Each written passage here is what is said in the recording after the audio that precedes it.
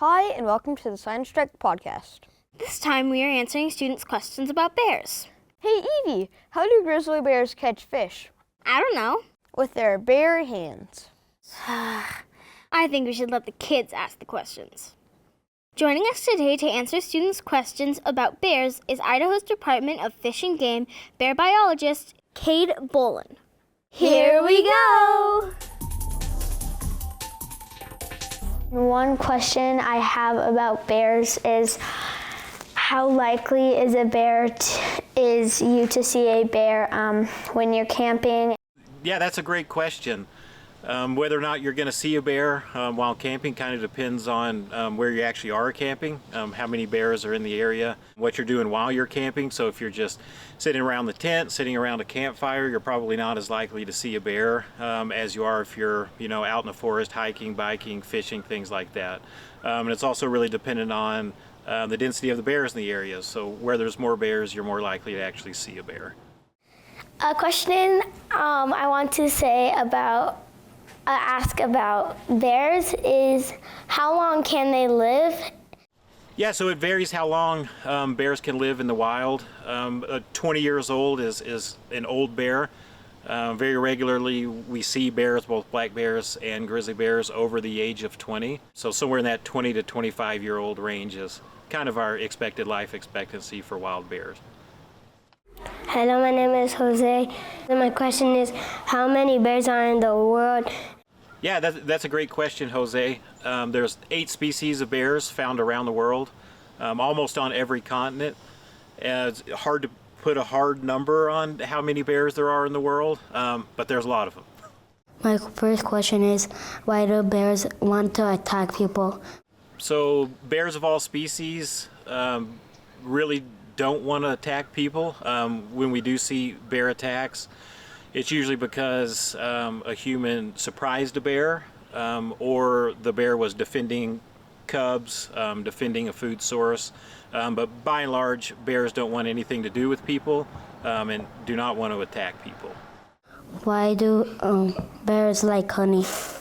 So bears love honey. It's a natural food source. Bears have been eating honey for a long time. It's a sweet, really high-calorie food source for bears. A really low investment. They don't have to work really hard to get those calories. And as such, they love it. A fact I want to learn about bears is how tall can they grow? Yeah, that's another great question. So grizzly bears can, of course, vary in size depending on age, sex, diet. But some of our bigger bears, when they're standing up on their back legs, they can be 8 or 9 feet. Some of our bigger bears are probably 6 feet from the tip of their nose to the tip of their tail. My first question about bears is, how much does a bear eat a day? As soon as bears come out of the den in the spring until they go back to the den in the fall or early winter, their main concern is eating. So they eat as much as they can, as often as they can. Our grizzly bears here in Idaho are typically eating, depending on the time of year, 20 to 30 pounds of food a day. And my question about bears is, why do they eat fish? So bears eat fish because they're very high in fat and also very high in calories. But bears are what we call omnivorous, and they eat all kinds of different foods. Do bears actually attack tents? Bear encounters and attacks are very rare. For the most part, bears don't like being around people. But anytime that you are in the woods, whether you're camping, hiking, biking, or fishing, please store all your attractants and also carry bear spray. And my question about bears is, how strong is the jaw strength? So grizzly bear's jaw strength are up to 1,100 pounds per square inch. That's 10 times stronger than a human's jaw strength. My first question about bears is, how many species of bears are in the world?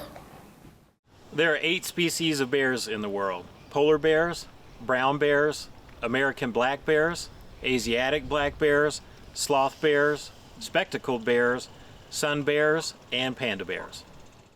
What is the largest bear?